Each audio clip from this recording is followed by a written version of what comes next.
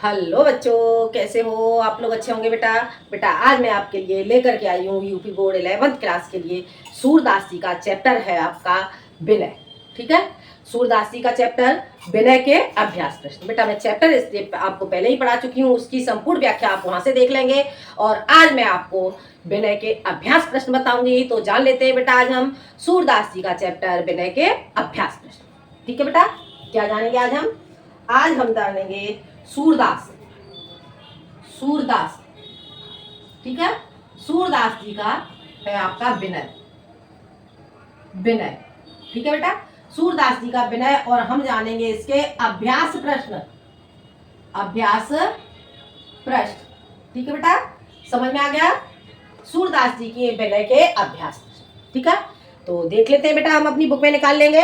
Question आपका हो जाता है दिए गए पद्यांशों पर आधारित प्रश्नों के उत्तर दीजिए। पहले आपको पद्यांश पढ़ना होगा और उसके बाद आपको उसके आंसर देने होंगे। ठीक है, तो देख लेते हैं, हम पहले पद्यांश पढ़ लेते हैं। क्या कहते हैं सूरदास जी?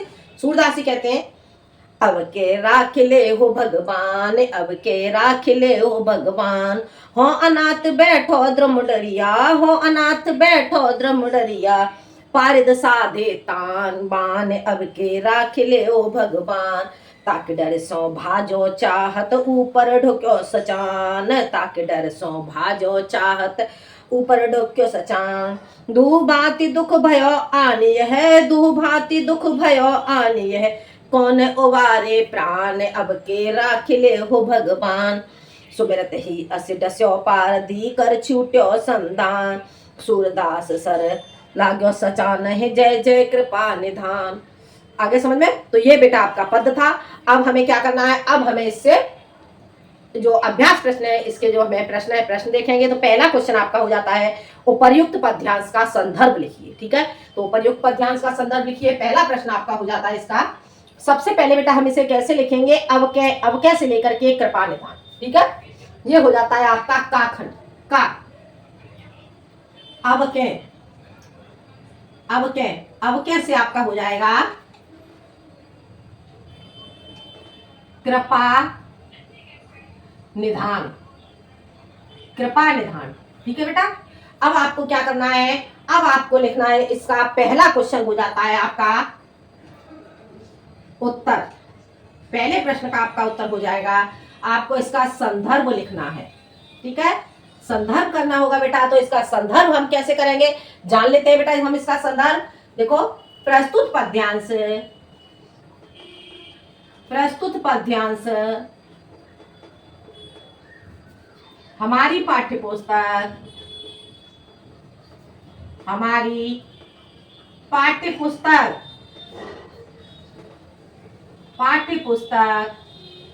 हिंदी के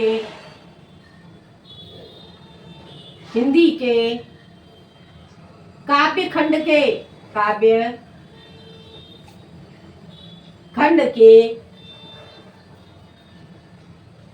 सूरदासकृत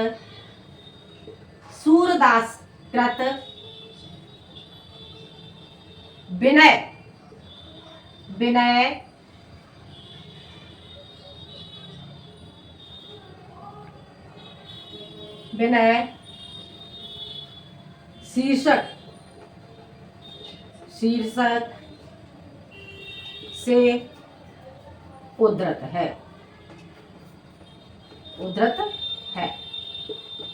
आगे समझ में बेटा, इसका संदर्भ क्या हो जाता है? प्रस्तुत पद्यांश हमारी पाठ्यपुस्तक हिंदी के काव्य खंड के सूरदासकृत विनय शीर्षक से उद्धृत है। समझ आ गया बेटा? ये आपका पहला क्वेश्चन हो जाता है। अगला है आपका पद्यांश के कवि एवं पाठ का नाम लिखिए। ठीक है, तो आपको ये कैसे करना है? पद्यांश के कवि का नाम, कवि एवं पाठ का नाम। ठीक है, तो इसे कैसे करेंगे? पद्यांश के कवि का नाम, ठीक है, कवि का नाम लिख के लिखोगे यहाँ पर सूरदास। ठीक है बेटा, और आप करोगे पाठ का नाम क्या हो जाएगा? विनय। आगे बेटा समझ में? ये दोनों क्वेश्चन आपको समझ आ गए होंगे। अब हम बढ़ते हैं बेटा आगे। अगला क्वेश्चन हम देखेंगे।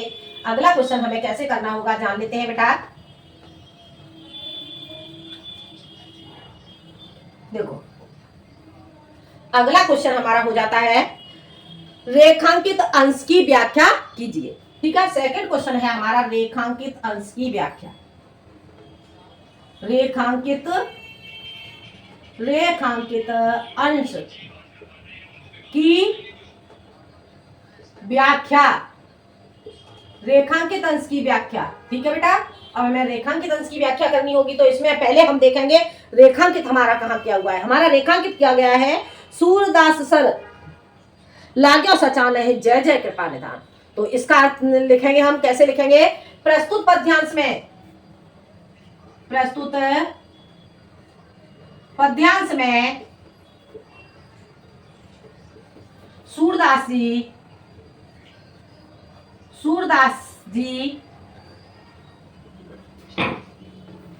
कहते हैं कि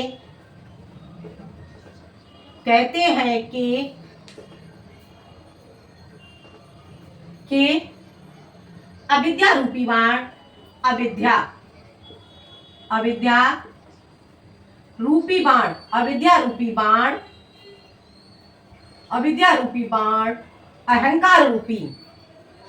अविद्या रूपी बाण अहंकार रूपी,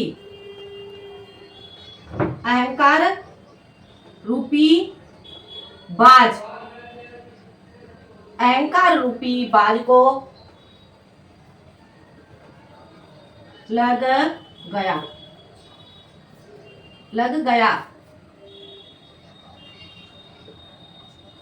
गया। ठीक है, क्या कहते हैं कि अविद्या रूपी बाण अहंकार रूपी बाज को लग गया, जो जीवात्मा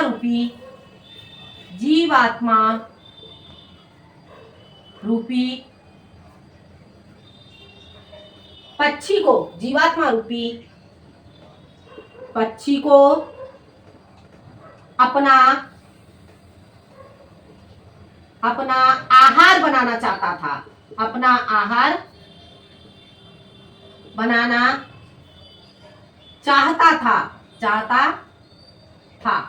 आगे समझ में?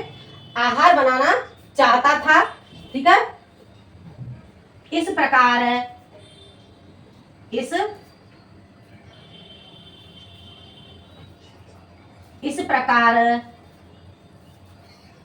भगवान ने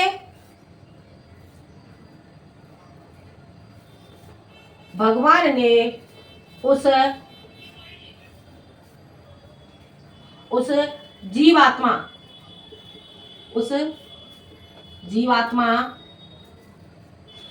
रूपी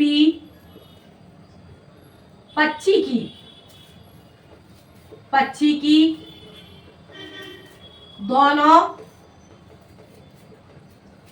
प्रकार से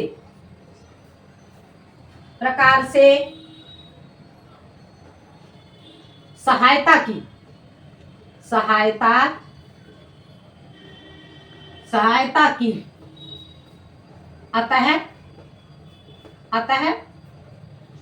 अतः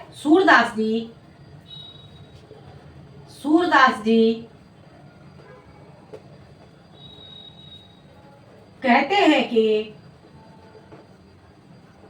कहते हैं कि हे कृष्ण, हे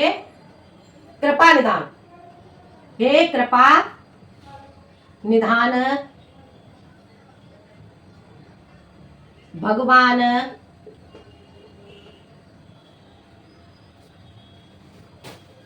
आपकी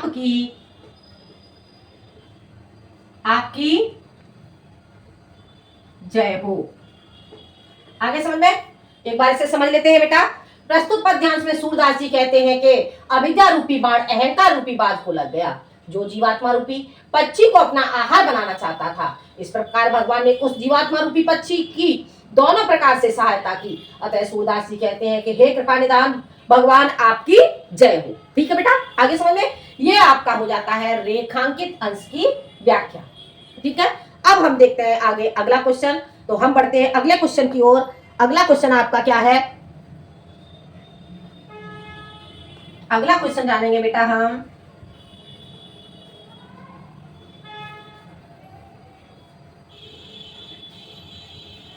अगला क्वेश्चन है पक्षी क्यों नहीं उड़ पा रहा है, पक्षी क्यों नहीं उड़ पा रहा है। ये आपका क्वेश्चन कौन सा हो जाता है, क्वेश्चन नंबर 3, पक्षी क्यों नहीं उड़ पा रहा। तो इसका उत्तर आप कैसे लिखोगे, इसका उत्तर आप लिखोगे पक्षी क्यों नहीं उड़ पा रहा है, पक्षी इसलिए नहीं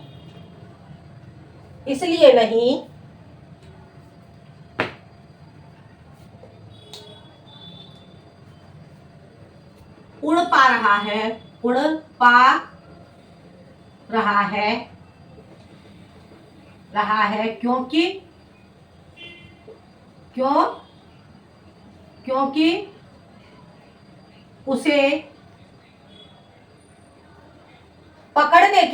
उसे पकड़ने के लिए बाज मंडरा रहा है, बाज मंडरा रहा है। आगे समझ में क्या हो जाता है, पक्षी इसलिए नहीं उड़ पा रहा है क्योंकि उसे पकड़ने के लिए बाज मंडरा रहा है। आगे समझ में, तो ये आपका आंसर मिल जाता है। अब हम चलते हैं अगले क्वेश्चन की ओर।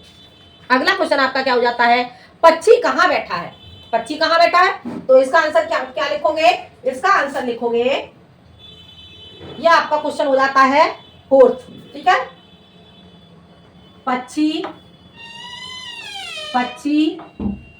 डाल पर, ठीक है, पक्षी डाल पर बैठा है, ठीक है बेटा। 4th का ये उत्तर आपका हो जाता है, पक्षी डाल पर बैठा है। हो गया क्लियर, समझ आ गया। अब हम चलते हैं अगले क्वेश्चन की ओर। अगला क्वेश्चन क्या है, पक्षी ने उस ईश्वर से क्या निवेदन किया, अंत में क्या परिणाम हुआ।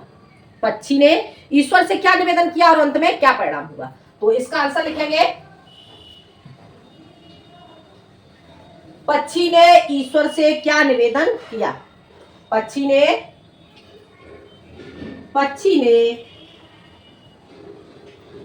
ईश्वर से अपने प्राणों की रक्षा का निवेदन किया तथा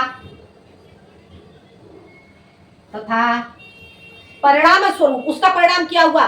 पक्षी क्या करता है, पक्षी ईश्वर से अपने प्राणों की रक्षा के लिए निवेदन करता है और उसके परिणाम स्वरूप क्या होता है, ईश्वर उसके प्राणों की रक्षा करते हैं, ठीक है। तो तथा परिणाम स्वरूप अंत में क्या परिणाम हुआ। तो इसका आंसर लिखेंगे, तथा परिणाम स्वरूप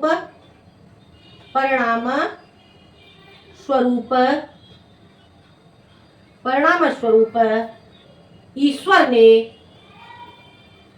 ने उसके प्राणों की रक्षा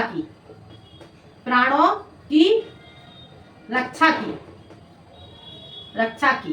आगे समझ में, पक्षी ने ईश्वर से अपने प्राणों की रक्षा के लिए निवेदन किया और इधर क्या होता है, उसका परिणाम क्या हुआ, उसके परिणाम स्वरूप ईश्वर ने उसके प्राणों की रक्षा की। हो गया क्लियर, समझ आ गया बेटा। तो ये आपका हो जाता है जो का खंड है, का खंड आपका कंप्लीट हो जाता है। अब बढ़ते हैं हम अगले खा खंड की ओर, ठीक है। तो जानते हैं हम अगले खा खंड को।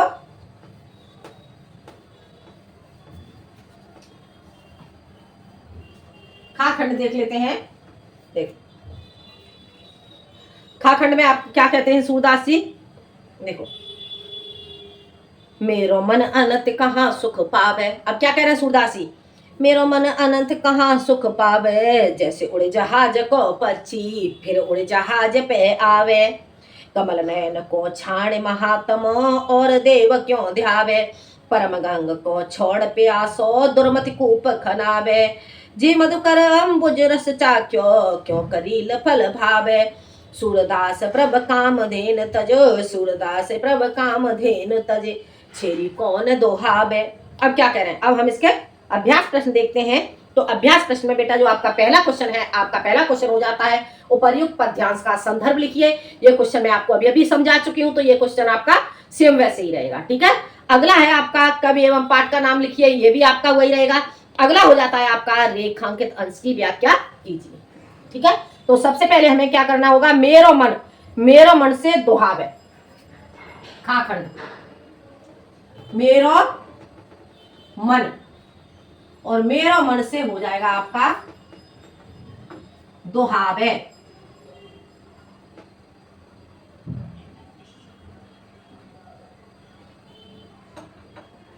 दुहावे, ठीक है बेटा, ये हो जाता है आपका मेरो मन से लेकर के दुहावे।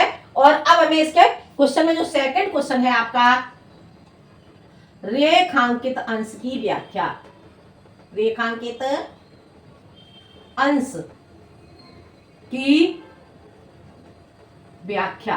ठीक है बेटा, हमें रेखांकित अंश की व्याख्या करनी होगी। तो यहां पे क्या कहते हैं, देख लेते हैं हमारा रेखांकित कहां से कहां तक किया गया है। देखो, जे मद कुर अंबुज रसाख्यो क्यों करील फल भावे, सूरदास प्रभु काम देन तरे छेरी कौन दुहावे।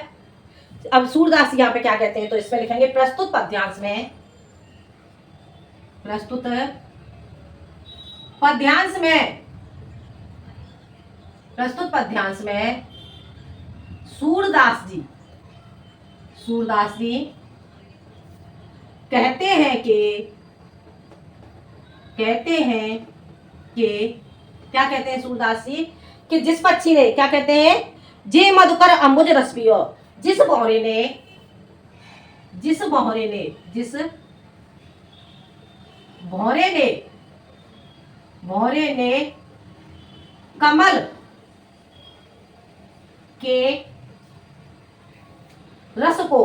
कमल के रस को चख लिया हो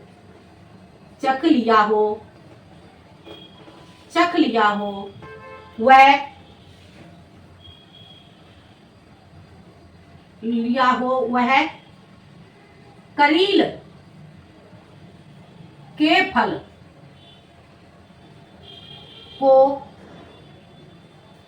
करील के फल को कैसे खा सकता है, कैसे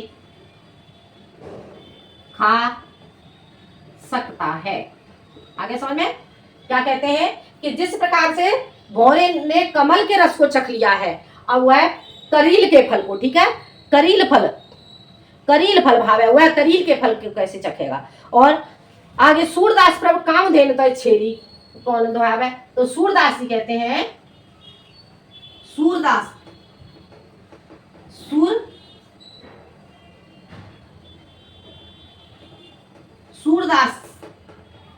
जी कहते हैं कि जिसके पास संपूर्ण कामनाओं को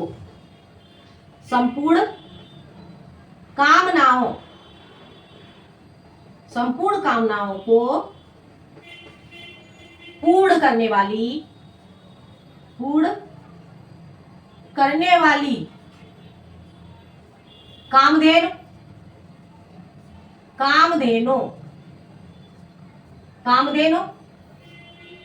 कामधेनु, ठीक है, कामधेनु गाय हो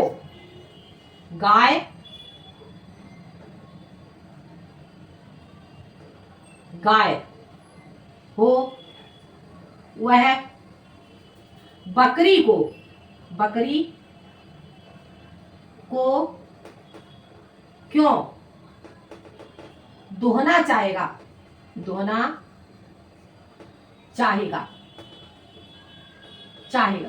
ठीक है बेटा। उसी प्रकार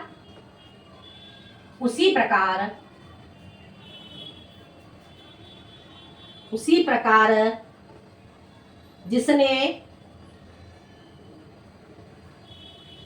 श्री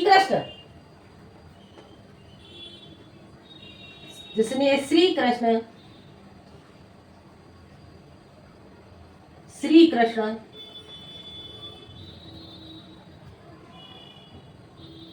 श्री कृष्ण भगवान से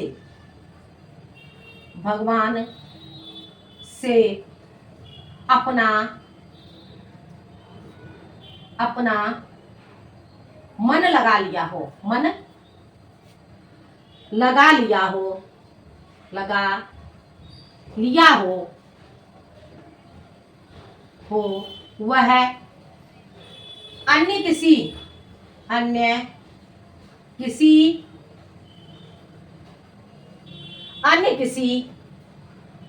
देवता का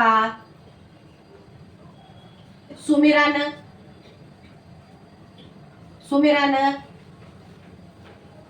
कैसे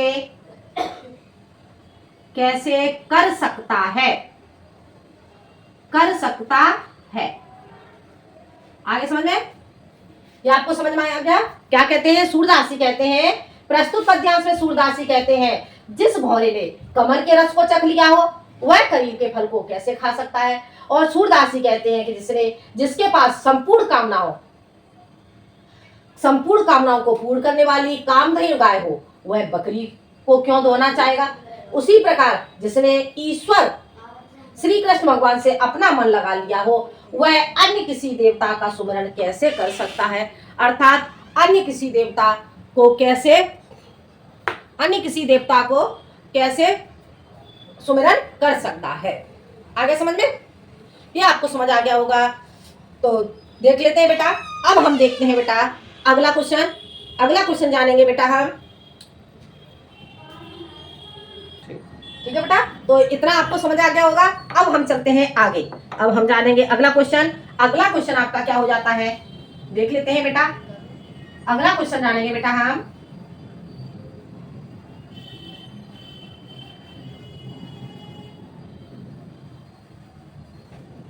देखो क्या कहते हैं अगला क्वेश्चन।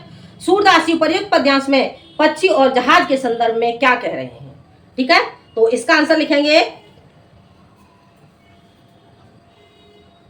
ये आपका हो जाता है थर्ड क्वेश्चन।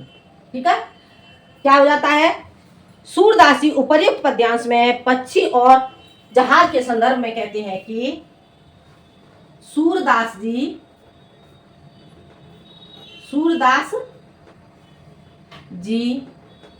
सूरदासी उपर्युक्त पद्यांश में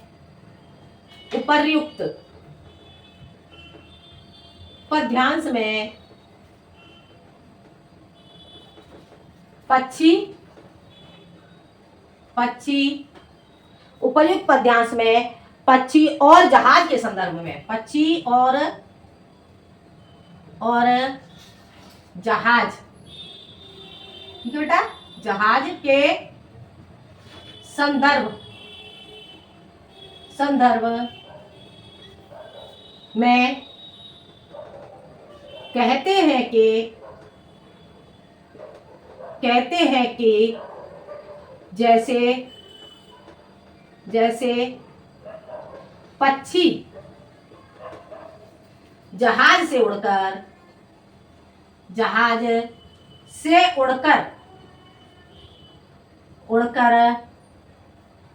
भटकने के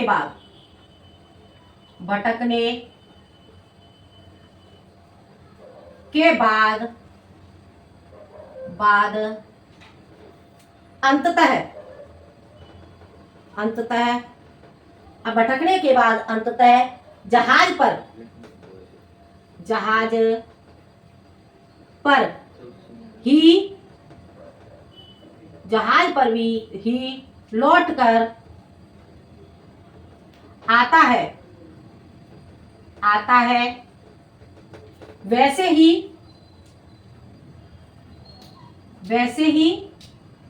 मनुष्य का मन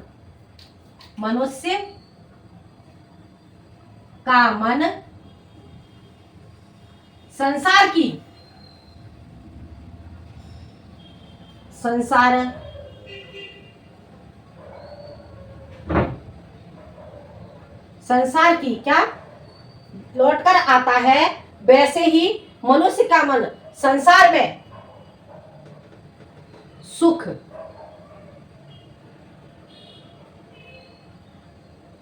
नहीं पाता पाता, और अंत में, और अंत में, अंत में भगवान की, भगवान की शरण में, शरण में, शरण में जाकर ही शांति प्राप्त करता है। आगे समझ में क्या हो जाता है क्वेश्चन? सूरदासी ऊपर ये पदांश में पक्षी और जहाज के संदर्भ में कहते हैं कि जैसे पक्षी जहाज से उड़कर भटकने के बाद अंततः जहाज पर ही लौट कर आता है, वैसे ही मनुष्य का मन संसार में सुख नहीं पाता और अंत में लौट करके वह कहां आता है? भगवान की शरण में। आगे समझ में? भगवान की शरण में आता है और भगवान की शरण में, ईश्वर की शरण में आने के बाद ही उसे शांति की प्राप्ति होती है। आगे समझ में? ये क्वेश्चन बेटा आपको समझ में आ गया होगा। अब हम चलते हैं अगले क्वेश्चन की ओर। ठीक है, अगला क्वेश्चन हमारा क्या होता है, देखते हैं बेटा हम अगला क्वेश्चन।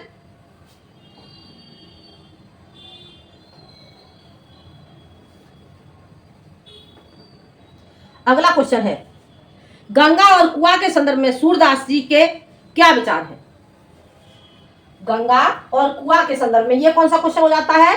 ये हो जाता है आपका फोर्थ क्वेश्चन, फोर्थ वाले का उत्तर। ठीक है बेटा, गंगा और कुआं, कुआं, गंगा और क्या क्या कह रहे हैं? गंगा और कुआं के संदर्भ में सूरदास के क्या विचार हैं? गंगा और कुआं के संदर्भ में, संदर्भ में सूरदास का विचार, विचार है कि गंगा, गंगा कैसी है? गंगा परम पवित्र है, गंगा परम पवित्र है, परम पवित्र है। आगे समझ में? परम पवित्र है, जबकि, जबकि कुआं, गंगा का जल लिखोगे। ठीक है बेटा, गंगा का जल,